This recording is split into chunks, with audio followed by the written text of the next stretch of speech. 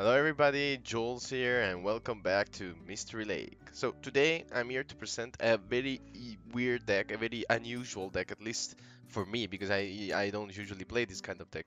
And we are talking about a control deck, or stall, depending on how you want to call it, involving the brand new CelebiVenusar GX. So this card is very good, it's very beautiful. First of all, the artwork is neat.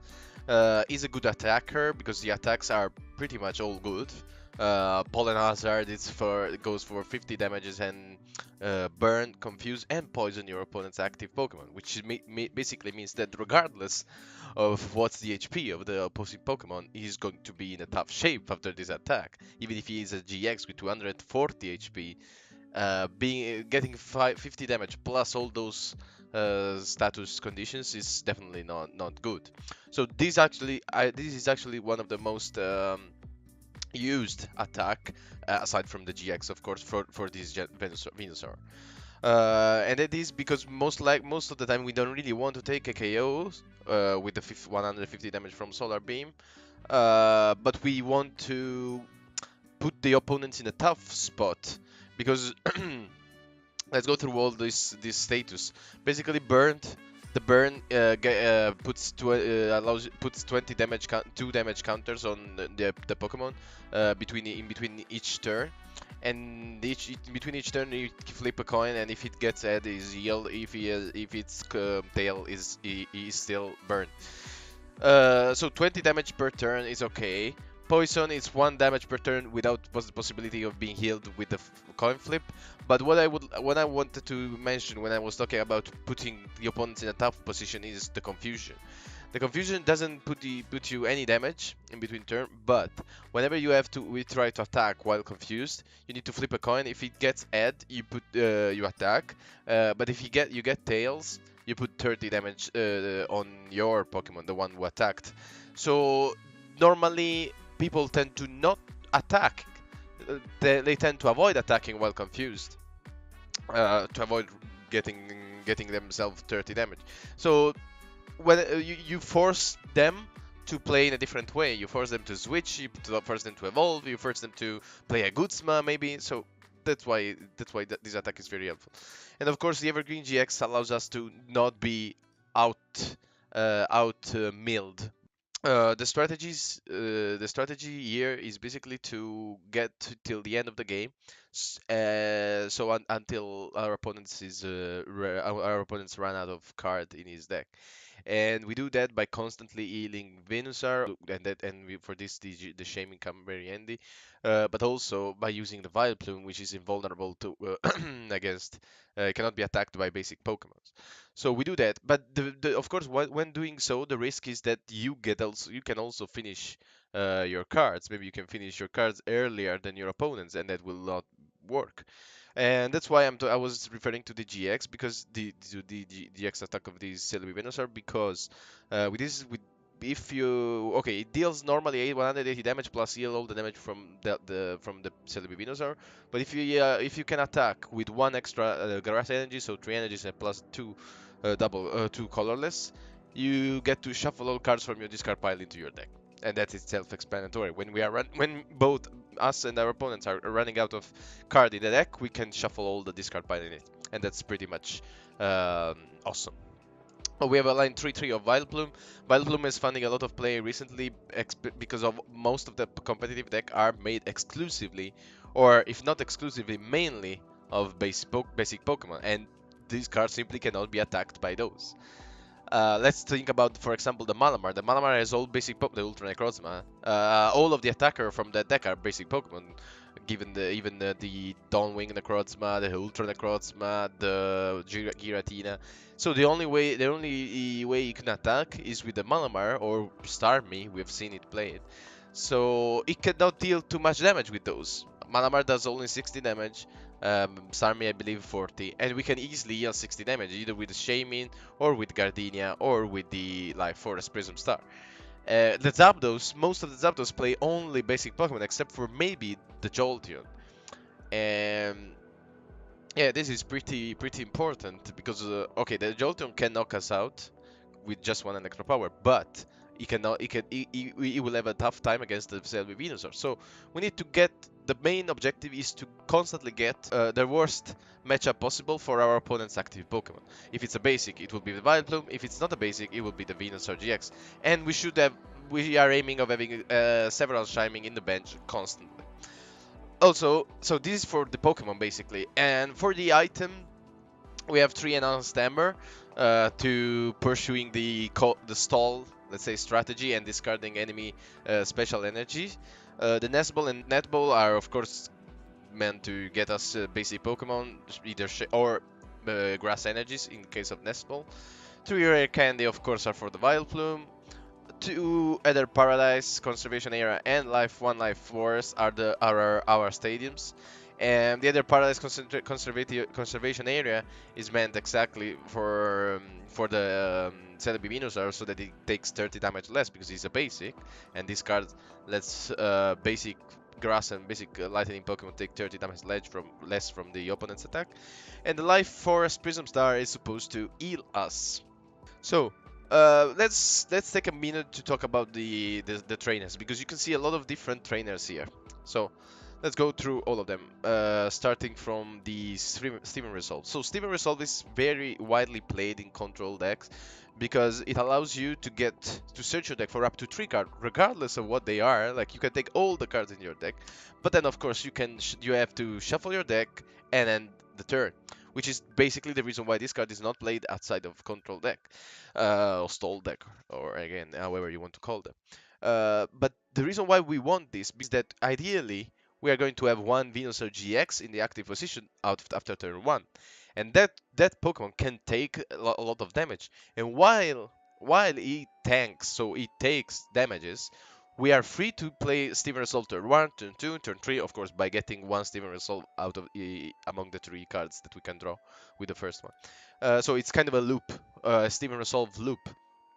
And we can do that without losing too much, because the CelebiVenusaur will tank a lot of damages, and also, for example, if we do it during the first turn, we will still not be able to attack. So it's a the perfect setup would be to have a CelebiVenusaur in the active position, some Shaman in the bench, and a Steven Resolve in end turn 1. And that is widely possible because we are not playing that many basics, so it could be that one basic is CelebiVenusaur, and also we're playing 4 copies of Steven Resolve, so it can happen to have one. It should be relatively common to have one of them in the first hand.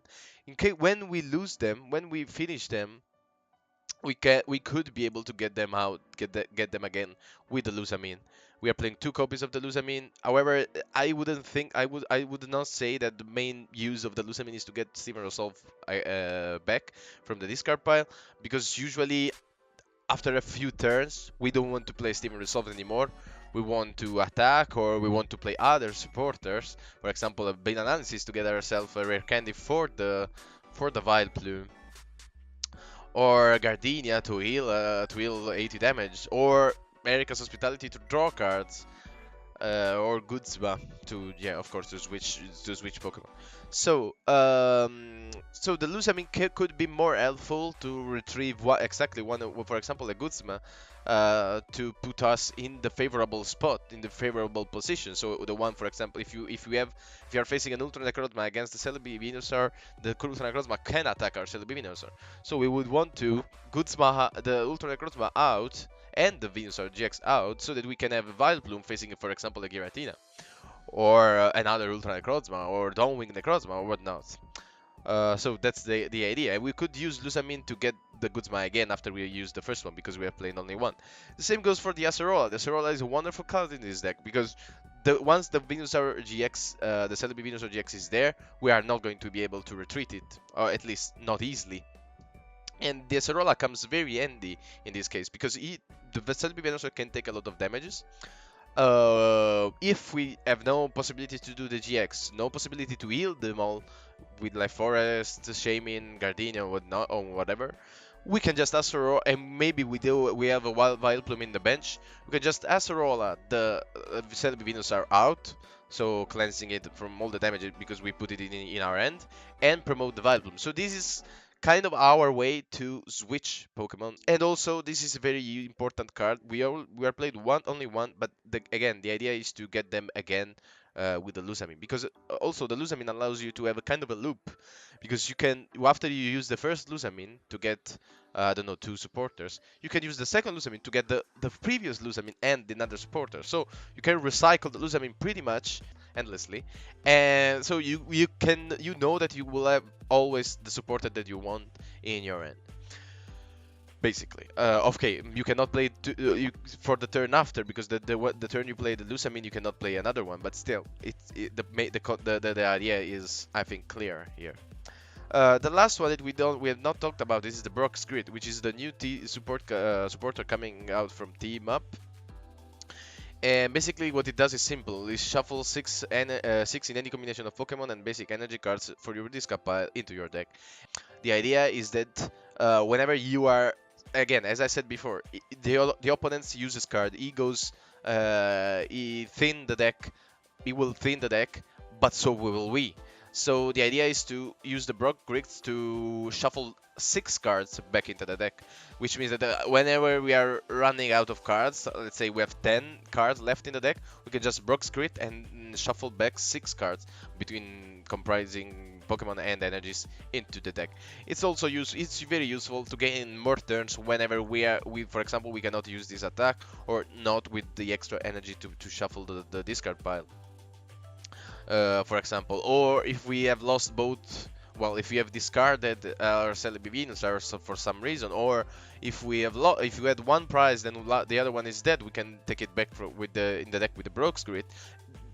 Even more importantly, maybe for the Shaman, because the Shaman are going to be targeted most of the time, and they are very easy to KO. So once they are knocked out, we are playing 3 because I don't have a 4th one, basically.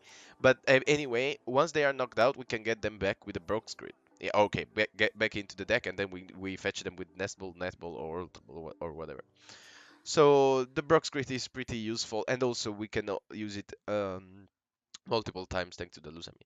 As for the attach items, we are playing just the one choice band and 2 choice element. The choice element are clearly meant for the CelebiVenusaur, so that he can take less damages from GX attacks, from Pokemon GX attacks. And the choice band is supposed to, yeah, boost our damage up against GX's Pokemons. Of course, we are playing only one. It's not our main win condition. Attacking and winning the prize race, so getting the 6 prizes, is not our main win condition. Our main win condition will be, ideally, that of making our opponents run out of cards in the deck. However, we can still use the choice band to boost some damage. For example, in matchup against non-basic deck, we will need the sorry, against basics deck. We might, for example, want to use the Vileplume as an attacker, and in this case, dealing 90 damage to GX instead of 60 is not bad. The same goes for the CelebiVenusaur. This attack gets to deal 210 damage with the choice band to a GX, which allows us to get several important KO over opponent's GX. So it can come handy to use a choice band. That's to have a choice band in the deck. We're playing only one again, differently from the most of the decks that are playing multiple copies of choice band, either 2 or 3 usually. For the energies, we're playing 4 double colorless and 5 grass energies. That, of course, the double colorless are very helpful for the CelebiVenusaur, and the grass energies are useful for Vileplume as well. So let's wrap it up on this deck profile. It's a very interesting deck. It's a control stall deck. I'm not used to play this kind of deck, also because I think they are not necessarily the funniest one, because usually it takes games with this kind of deck tend to last very, very long, and so they feel a little bit heavy both for you and for your opponents. If you're facing this kind of deck, for example, you might feel frustrated about not being able to deal any damages, or because they can constantly heal, or I don't know, not being able to attack because of the Vileplume. So it's a frustrating deck to play against. But my suggestion, if you would play against this deck, of course, it's not like it's coming out of nowhere. It's not like a big revelation, but best idea would be that of targeting shamans, because targeting shamans allows you to eliminate one of the many healing possibilities for this deck, and this deck relies on healing a lot. So you should aim at discarding the Life Forest Prism Star as soon as it has, as soon as possible after it is in play, and to target down the Shaman also because they grant one prize. So assuming you can get three of them, it's already all three of them in this case because we're playing three. It would be already three prizes, and then all that needs to be done is to take down one CelebiVenusar GX to win. Of course, this is easier said than done, but still, it's a possibility. Also, given that this deck is a thing now, try not to play a deck with full basic Pokemon. So I was the first. My Zapdos Jirachi deck was a completely basic one, like it was full of basics Pokemon. And after seeing this Vileplume in play, I'm not talking about the online, but in tournaments and stuff. Actually, I've not seen this in tournament, but I heard that it has been played. So thinking about this possibility, I added the line 1/1 EV Jolteon line to the deck, for example, because you need to take into account that there is the possibility to face this Vileplume, and if you have a full basic deck, there is no way you can deal with this. There is literally no way for you.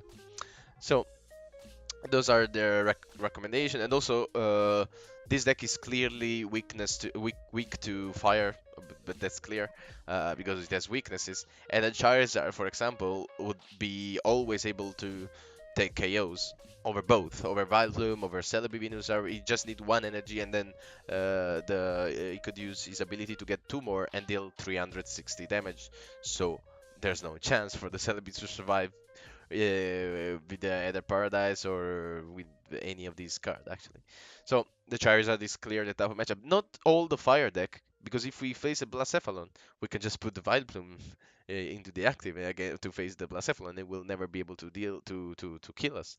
So not all the fire deck, but the Charizard itself, which is not that played in tournaments, but on the ladder, yeah, it is. These are the recommendation if you face this deck. But if you're playing this deck, the idea is to put either a CelebiVenusar or a Vileplume in the active position, depending on your opponent's active Pokemon, and take them and let them there as long as possible by constantly healing them, discarding enemies' energies, getting damage reduction, always having the supporters that you need and the items that you need, thanks to Steam and Resolve, Lusamine, and build analysis, Herrick Hospitality, etc., etc. It's not easy. Again, it's not an easy deck to play because when one misplay, one misplay in one turn, and you might have compromised your whole game. But yeah, but nevertheless, it is an interesting one. I recommend you to try it out. Currently, this CelebiVenusaur GX, I don't think that is that played, so it might be even relatively cheap to get. So, I hope you enjoyed this deck profile for today. Remember to follow us on Twitter and Twitch. You can find the link in the description. There is not going to be any stream in the near future, but we will be back there. And I recommend you to follow already so that you can be up to date whenever the stream will be back.